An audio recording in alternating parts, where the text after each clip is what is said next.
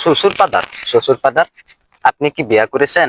আরে মোর দালা, আমি বিয়া না করলে তোরটা হইছে কইতে। কাকে বিয়া করেছেন? তোর শাউরি হয় শাউরি।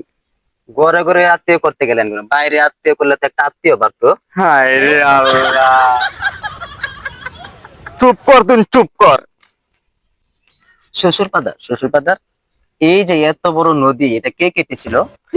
সেটা তোর বাপ পারছিল, তোর বাপ।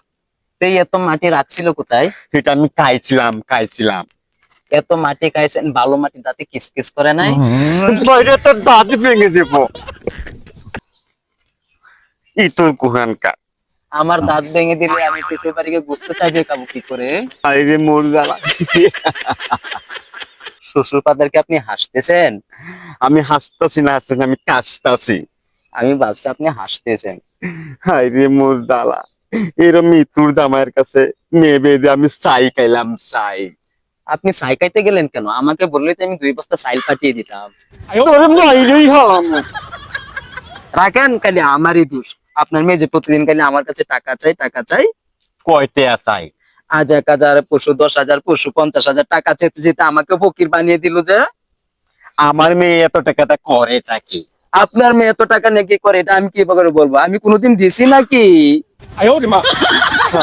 এরম মৃত্যুর জামাইয়ের কাছে মেয়ে বেঁধে কি করলাম তোলার। হে আল্লাহ, আমি দেশের শ্বশুর সমাজকে বলি, এরম বলদ টাইমের জামাইয়ের কাছে মেয়ে বিয়ে দিবেন না, দেখে শুনে বিয়া দিবেন। নাহলে আমার মতো আপনারাও এরম বলদ টাইমে টস খাইবেন। শ্বশুর ফাদারকে আপনি যাত্রা করতেছেন?